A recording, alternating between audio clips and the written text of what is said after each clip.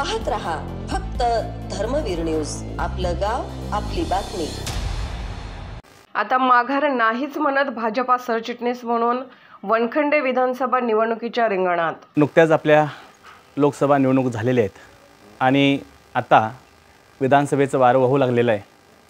October November 2024 मध्ये होऊ घातलेल्या महाराष्ट्र राज्याच्या या विधानसभा निवडणुकीमध्ये मी स्वतः भारतीय जनता पार्टी जनस्वराज्य महायुतीचा उमेदवार म्हणून मिरज विधानसभामधून निवडणूक लढवण्यासाठी इच्छुक आहे असं मी माझ्या भारतीय जनता पार्टीच्या पक्ष नेतृत्वाला कळवलेलं आहे।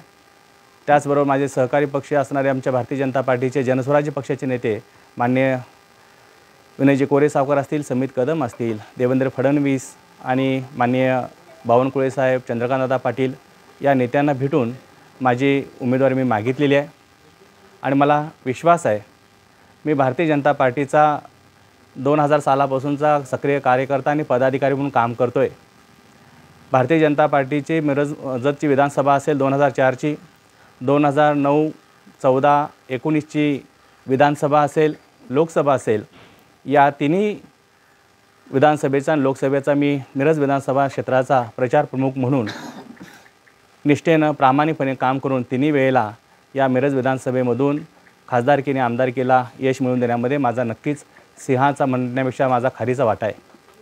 त्याचबरोबर केव्हा नाही ती 2019 मध्ये 18-19 झालेल्या इलेक्शनमध्ये स्थानिक स्वराज्य संस्थेमध्ये लक्ष घालून मिरज मतदारसंघातून असणाऱ्या ग्रामपंचायती, पंचायत समिती, जिल्हा परिषद आणि महानगरपालिका या तिन्ही ठिकाणी अगदी भरघोस यश घेऊन आपण सत्तांतर घडवलं आणि इथं भारतीय जनता पार्टीच्या हातामध्ये ही स्थानिक स्वराज्य संस्थेची सत्ता देण्यामध्ये सुद्धा मिरज मतदारसंघातला एक मी कार्यकर्ता, एक कोर कमिटीचा सदस्य म्हणून माझा खारीचा वाटा आहे।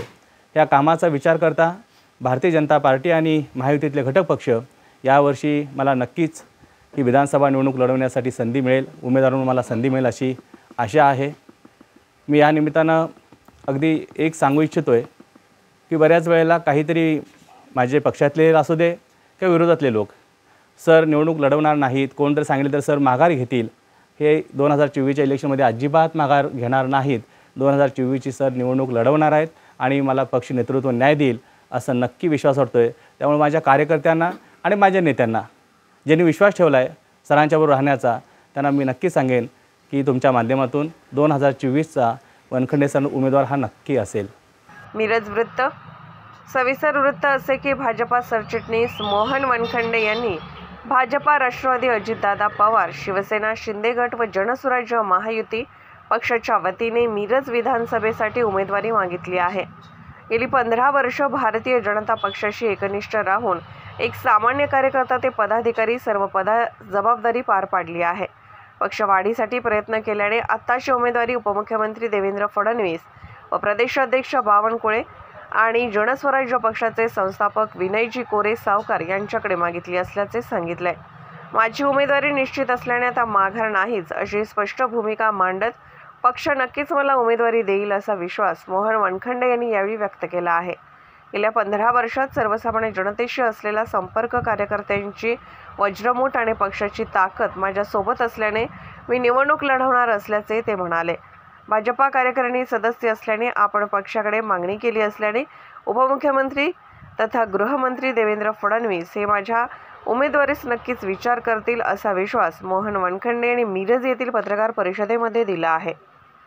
धर्मवीर न्यूज, विक्रांत लोंढे, मिरज। येणाऱ्या विधानसभेत होणार आहे भाजपमध्ये जे तुमच्यात आणि पालकमंत्र्यांचा जो दुरावा झालेला आहे तो काय कमी होणार पक्षाकडून तुम्हाला त्याबाबत नाही अशा सूचना आहेत? अजिबात काही सांगितलं नाही। तेव्हा सांगायचं होतं तेव्हा सांगितलं होतं, त्यांना ऐकलेलं नाही आणि आता संपलेला 1.5 वर्षाचा 2 वर्षाचा कालावधी हा पुढे भविष्यात भाजपला घातकच आहे ना।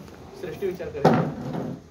तुमच्यामध्ये जर दुरावा कमी करण्याचा पक्षाने परत एकदा प्रयत्न केला, दुरावा कमी होऊ शकतोय पण मनातला जो अंतर पडले ते कधी पक्षाला होते ना, पक्षाला नुकसान होते असं वाटायला, पक्षाला नुकसान होते असं वाटायला आणि त्यामध्ये तुम्हाला वेगळ्या पद्धतीने काहीतरी ऑफरची आली।